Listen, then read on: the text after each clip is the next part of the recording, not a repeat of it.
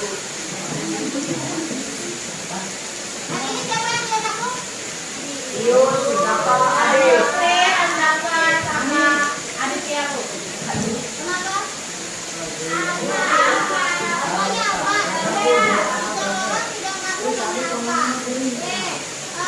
Semoga teman kalian yang tidak masuk karena tidak ada keterangan diberikan pencerahan oleh Allah ya. Supaya mereka kembali lagi bahwa belajar itu penting bagi mereka ya. Kita anak-anak sekarang kita berdoa dulu. Silakan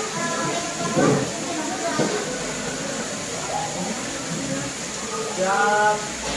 Sebelum belajar kita sudah mati mulai.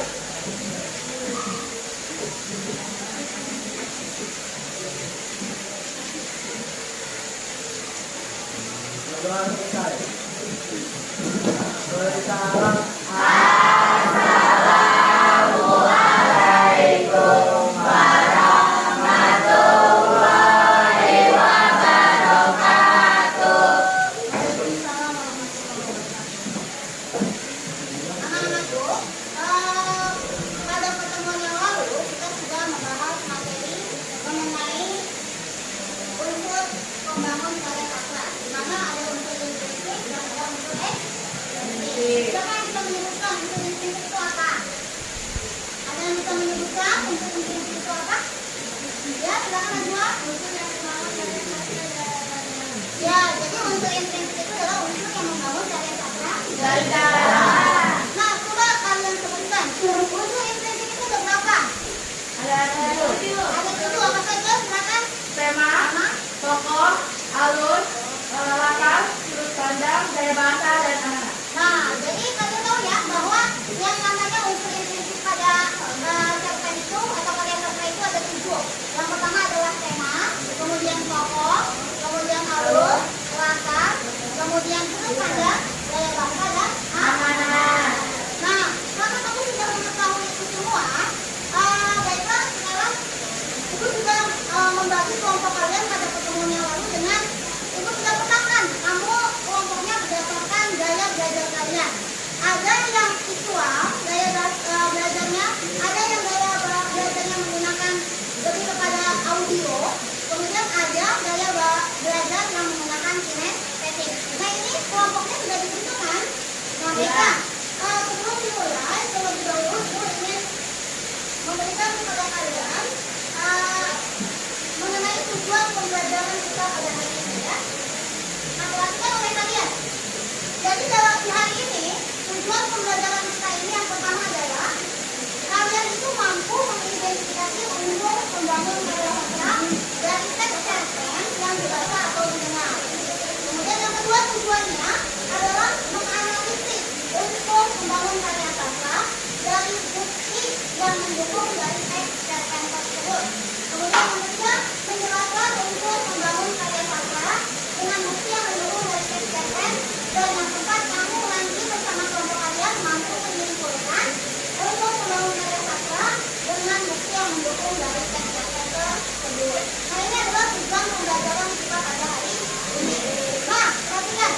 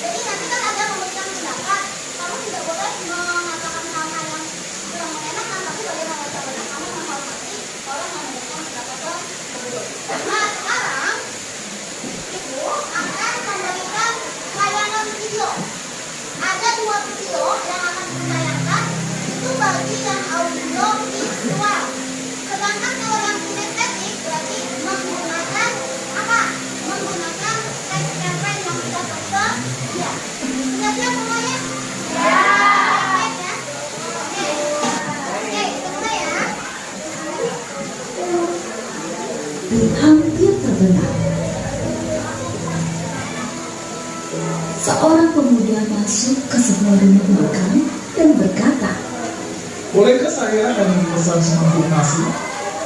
dengan ramah, istri pemilik rumah makan menyiapkan semangkuk nasi untuknya.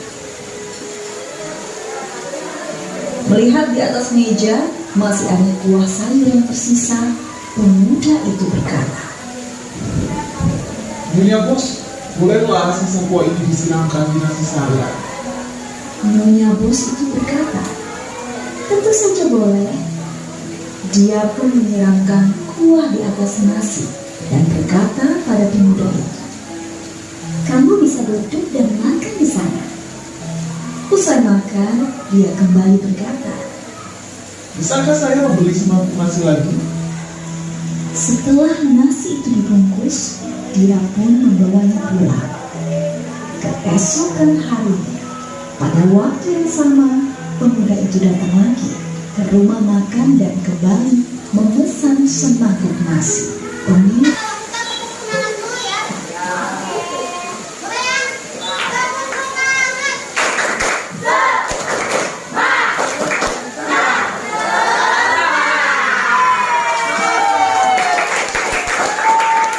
Nah, sekarang karena kita sudah melihat dan mendengarkan cerita pendek ini, silakan kalian diskusikan bersama teman kalian. Ibu akan memberikan Ibu akan memberikan ini ya. Kalau yang kedua, Ibu akan memberikan warna pink. Ya, kamu kegiatan sini bersama kamu ya. Silakan dibagikan dulu ya.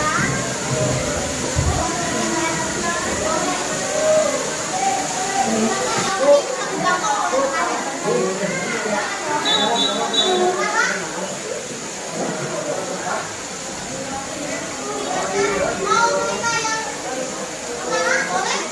kedua juga boleh. Silakan ya, diskusikan, silakan bersama-sama supaya bisa menganalisis hasilnya. Silakan.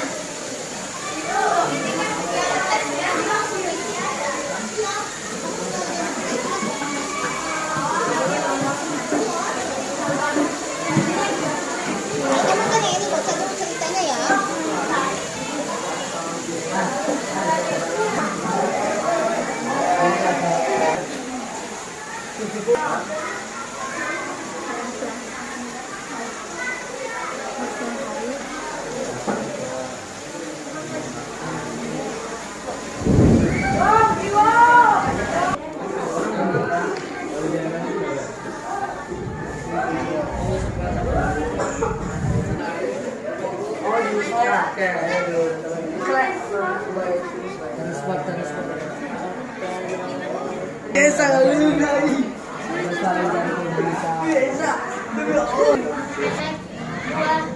Buah kebaikan dari sebuah semangkuk nasi. Kata temannya ada makan. Ketika saat perjalanan seorang pemuda masuk ke dalam rumah makan. Kata bapaknya matahari terbenam seripannya setiap sore pemuda itu mengunjungi rumah makan. Karakter tokohnya yaitu ada pemuda sepasang suami istri makan dan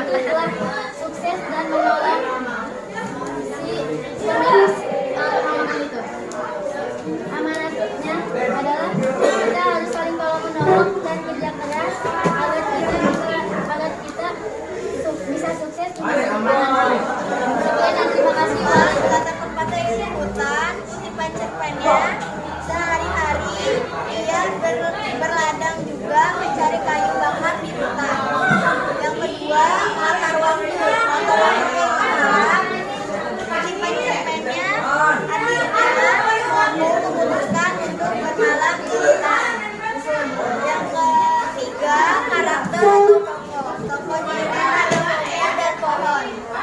Kutipan contohnya, aku mendengar suara memanggil, aku adalah pohon pengetahuan. Yang keempat, sudut pandang. Sudut pandangnya yaitu diaan, kutipan cerpennya, buku namanya, usianya 7 tahun. Tempelkan di dinding itu sudah kalian presentasikan tadi bersama kelompoknya, dan itu ternyata kamu mendapatkan pendapat yang berbeda-beda dalam menafsirkan atau menganalisis dari cerpen yang sudah kalian dengarkan dan kalian baca.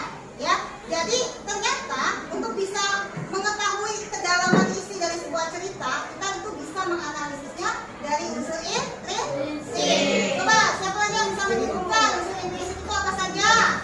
Siapa? Coba intrinsiknya apa saja? Latar belakang,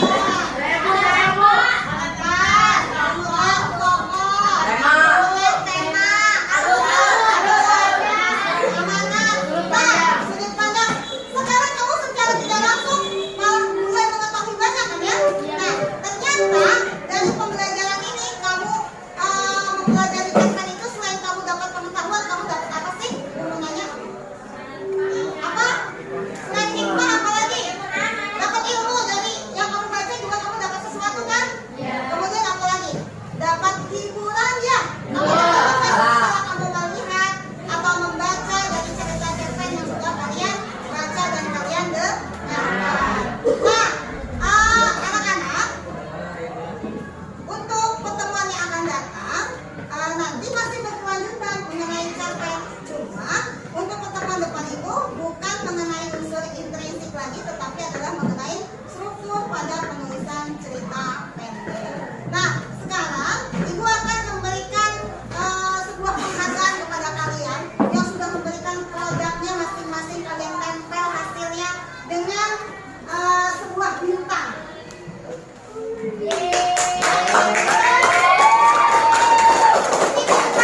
Setiap kelompok nanti silakan kalian tempelkan ke setiap hasil dari analisis dan identifikasi kalian terhadap unsur intrinsik yang sudah kalian gali ya. Ibu akan berikan tadi kepada yang sudah terbaik ya. Semuanya baik, tapi ternyata ada yang lebih baik. Jadi jangan berkecil hati ketika